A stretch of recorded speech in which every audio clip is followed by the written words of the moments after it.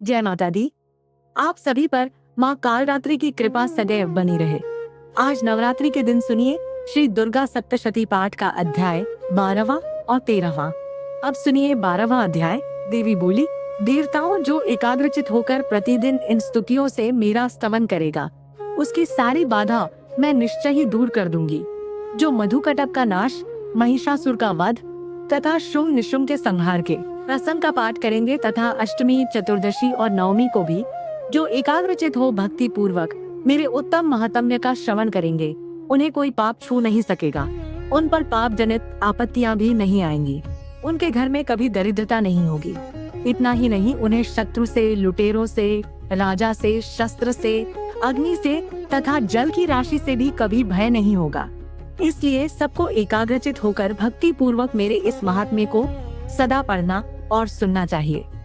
ये परम कल्याणकारक है। मेरा महात्म्य महामारी जनित समस्त उपद्रवों तथा आध्यात्मिक आदि तीनों प्रकार के उत्पातों को शांत करने वाला है। मेरे जिस मंदिर में प्रतिदिन विधि पूर्वक मेरे इस महात्म्य का पाठ किया जाता है, उस स्थान को मैं कभी नहीं छोड़ती। वहाँ सदा ही मेरा सन्निधान बना रहता है।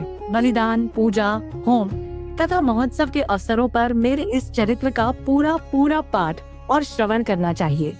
ऐसा करने पर मनुष्य विधि को जानकर या बिना जाने भी मेरे लिए जो बलि पूजा या होम आदि करेगा, उसे मैं बड़ी प्रसन्नता के साथ ग्रहण करूंगी। शरद काल में जो वार्षिक महापूजा की जाती है, उस अवसर पर जो मेरे इस महात्म्य को भक्ति पूर्वक सुनेगा, वह मनुष्य मेरे प्रसाद से सब बाधाओं से मुक्त तथा धन धान्य और पुत्र से संपन्न होगा। इसमें तनिक भी संदेह नहीं। मेरे इस महात्म्य, मेरे प्रादुर्भाव की सुंदर कथाएं तथा युद्ध में किए हुए मेरे पराक्रम सुनने से मनुष्य निर्भय हो जाता है। मेरे महात्म्य का श्रवण करने वाले पुरुषों के शत्रु नष्ट हो जाते हैं। उन्हें कल्याण की प्राप्ति होती है तथा उनका कुल भी आनंदित रहता है। सर्वत्र शांति कर्म में बुरे स्वप्न दिखाई देने पर तथा ग्रह जनित भयंकर पीड़ा उपस्थित होने पर मेरा महात्म्य श्रवण करना चाहिए। इससे सविघ्न तथा भयंकर ग्रह पीड़ाएं शांत हो जाती हैं और मनुष्यों द्वारा देखा हुआ दुस्वप्न शुभ स्वप्न में परिवर्तित हो जाता है। बाल ग्रहों से आक्रांत हुए बालकों के लिए ये महात्म्य शांति कारक है तथा मनुष्यों के संगठन में फूट होने पर ये अच्छी प्रकार मित्रता कराने वाला होता है। ये महात्म्य समस्त दुराचारियों के बल का नाश करने वाला है। इसके पाठ मात्र से राक्षसों, भूतों और पिशाचों का नाश हो जाता है। मेरा ये सब महात्म्य मेरे सांप्य की प्राप्ति कराने वाला है। पशु, पुष्प, अर्घ्य, धूप, दीप, गंध आदि उत्तम सामग्रियों द्वारा पूजन करने से, ब्राह्मणों को भोजन कराने से, होम करने से, प्रतिदिन अभिषेक करने से, नाना प्रकार के अन्य भोगों का अर्पण करने से तथा दान देने आदि से 1 वर्ष तक जो मेरी आराधना की जाती है और उससे मुझे जितनी प्रसन्नता होती है, उतनी प्रसन्नता मेरे इस उत्तम चरित्र का एक बार श्रवण करने मात्र से हो जाती है। यह महात्म्य श्रवण करने पर पापों को हर लेता है और आरोग्य प्रदान करता है। मेरे प्रादुर्भाव का कीर्तन समस्त भूतों से रक्षा करता है तथा मेरा युद्ध विषयक चरित्र दुष्ट दैत्यों का संहार करने वाला है। इसके श्रवण करने पर मनुष्यों को शत्रु का भय नहीं रहता।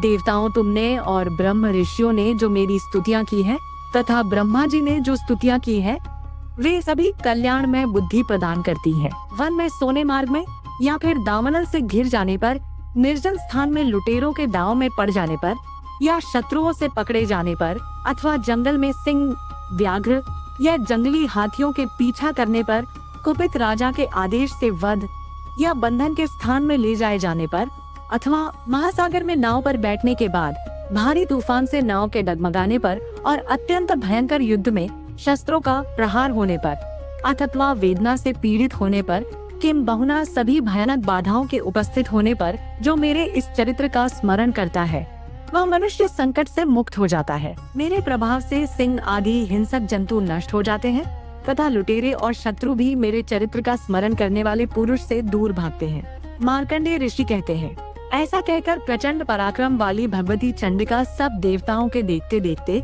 वहीं अंतर्ध्य हो गई। फिर समस्त देवता भी शत्रुओं के मारे जाने से निर्भय होकर पहले की तरह यज्ञ भाग का उपभोग करते हुए अपने अपने अधिकार का पालन करने लगे। संसार का विध्वंस करने वाले महाभयंकर अतुल पराक्रमी देव शत्रु शुंभ तथा महाबली निशुंभ के युद्ध में देवी द्वारा मारे जाने पर शेष दैत्य पाताल लोक में चले आए। राजन, इस प्रकार भगवती अंबिका देवी नित्य होते हुए भी पुनः पुनः प्रकट होकर जगत की रक्षा करती है। वे ही इस विश्व को मोहित करती है और वे ही इस जगत को जन्म देती है और वे ही प्रार्थना करने पर संतुष्ट होकर विज्ञान एवं समृद्धि प्रदान करती है। राजन, महाप्रलय के समय महामारी का स्वरूप धारण करने वाली वे महाकाली ही इस समस्त ब्रह्मांड में व्याप्त है। वे ही समय समय पर महामारी होती और वही स्वयं अजन्मा होती हुई भी सृष्टि के रूप में प्रकट होती है। वे सनातनी देवी ही समयानुसार संपूर्ण भूतों की रक्षा करती है। मनुष्यों के अभ्युदय के समय में वे ही घर में लक्ष्मी के रूप में स्थित होकर उन्नति प्रदान करती है और वे ही अभाव के समय दरिद्रता बनकर विनाश का कारण होती है। पुष्प, धूप और गंध आदि से पूजन करके उनकी स्तुति करने पर वे धन, पुत्र, धार्मिक बुद्धि तथा उत्तम गति प्रदान करती है। जय माता दी। इस प्रकार श्री मार्कंडेय पुराण में सावर्णिक मनवंतर की कथा के अंतर्गत देवी महात्म्य में फल स्तुति नामक 12वां अध्याय पूर्ण हुआ। अब सुनिए 13वां अध्याय और श्री दुर्गा सप्तशती के 13वें अध्याय में राजा सूरत और वैश्य को देवी के वरदान का वर्णन किया गया है। अध्याय प्रारंभ करने से पहले हम सब माँ दुर्गा का ध्यान करें, जो उदय काल के सूर्य मंडल की सी कांत धारण करने वाली है, जिनकी 4 भुजाएं और 3 नेत्र हैं तथा जो अपने हाथों में 5 अंकुश वर एवं अभय की मुद्रा धारण किए रहती हैं। उन शिवा देवी का मैं ध्यान करती हूँ। मार्कंडेय ऋषि कहते हैं, राजन, इस प्रकार मैंने तुमसे देवी के उत्तम महात्म्य का वर्णन किया, जो इस जगत को धारण करती है। उन देवी का ऐसा ही प्रभाव है, वे ही विद्या उत्पन्न करती है।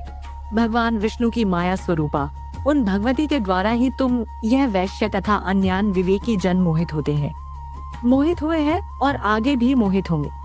महाराज, तुम उन्हीं परमेश्वरी की शरण में जाओ। आराधना करने पर वे मनुष्यों को भोग, स्वर्ग तथा मोक्ष प्रदान करती हैं। मार्कंडेय जी कहते हैं, मेधा मुनि की यह वचन सुनकर राजा सूरत ने उत्तम व्रत का पालन करने वाले उन महाभाग महर्षि को प्रणाम किया। वे अत्यंत ममता और राज्य पर अपहरण से बहुत खिन्न हो चुके थे। महामुनि इसलिए विरक्त होकर वे राजा तथा वैश्य तत्काल तपस्या को चले गए और वे जगदम्बा के दर्शन के लिए नदी के तट पर रहकर तपस्या करने लगे। वे वैश्य उत्तम देवी सूक्त का जप करते हुए तपस्या में प्रवृत्त हुए। वे दोनों नदी के तट पर देवी की मिट्टी की मूर्ति बनाकर पुष्प, धूप और हवन आदि के द्वारा उनकी आराधना करने लगे। उन्होंने पहले तो धीरे धीरे आहार को कम किया, फिर बिल्कुल निराहार रहकर देवी में ही मन लगाए एकाग्रता पूर्वक उनका चिंतन आरंभ किया। वे दोनों अपने शरीर के रक्त से प्रोक्षित बलि देते हुए लगातार 3 वर्ष तक संयम पूर्वक आराधना करते रहे। इस पर प्रसन्न होकर जगत को धारण करने वाली चंडिका देवी ने प्रत्यक्ष दर्शन देकर कहा। देवी बोली, राजन तथा अपने कुल को आनंदित करने वाले वैश्य, तुम लोग जिस वस्तु की अभिलाषा रखते हो वह मुझसे मांगो। मैं संतुष्ट हूँ, इसलिए तुम्हें वह सब कुछ दूंगी। मार्कंडेय जी कहते हैं, तब राजा ने दूसरे जन्म में नष्ट न होने वाला राज्य मांगा तथा इस जन्म में भी शत्रुओं की सेना को बलपूर्वक नष्ट करके पुनः अपना राज्य प्राप्त कर लेने का वरदान मांगा। वैश्य का चित्त संसार की ओर से खिन्न एवं विरक्त हो चुका था और वे बड़े बुद्धिमान थे, अतः उस समय उन्होंने तो ममता और अहंता रूप आसक्ति का नाश करने वाला ज्ञान मांगा। देव बोली, राजन, तुम थोड़े ही दिनों में शत्रुओं को मारकर अपना राज्य प्राप्त कर लोगे। अब वहाँ तुम्हारा राज्य स्थिर रहेगा। फिर मृत्यु के पश्चात तुम भगवान विवस्वान अर्थात सूर्य के अंश से जन्म लेकर इस पृथ्वी पर सावर्णिक मनु के नाम से विख्यात होगे। वैश्वर्य तुमने भी जिस वर को मुझसे प्राप्त करने की इच्छा की है उसे देती हो।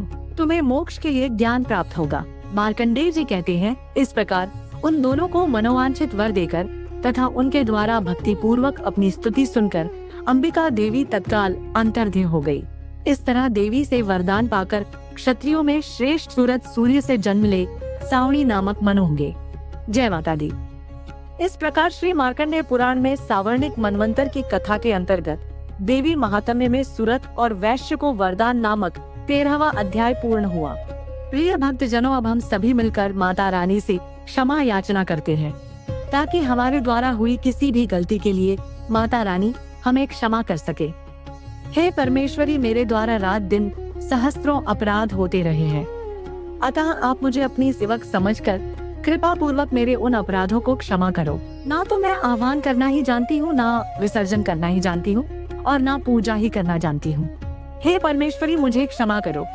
हे सुरेश्वरी, मैंने जो मंत्रहीन, क्रियाहीन और भक्तिहीन पूजन किया है वह सब आपकी दया से पूर्ण हो।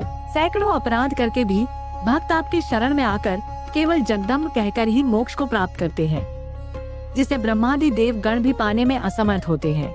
हे जगदम्बिके, मैं अपराधी हूँ, किंतु आपकी शरण में आई हूँ। अतः इस समय मैं दया की पात्र हूँ। आप जैसा चाहो वैसा करो। अज्ञानवश या बुद्धि भ्रम होने के कारण भूल से मैंने जो कुछ भी कम या अधिक कर दिया हो, हे देवी, हे परमेश्वरी, सब अपराध क्षमा करो और प्रसन्न हो। हे जगन माता, हे कामेश्वरी, सच्चिदानंद स्वरूपिणी परमेश्वरी, आप प्रेम पूर्वक मेरी एक पूजा स्वीकार करो और मुझ पर प्रसन्न हो। आप गुप्त से भी गुप्त वस्तु की रक्षा करने वाली हो। आप मेरे किए हुए इस जप को ग्रहण करके मेरे सभी अपराधों को क्षमा करो। हे देवी, हे महेश्वरी, आपकी कृपा से मुझे सिद्धि की प्राप्ति हो।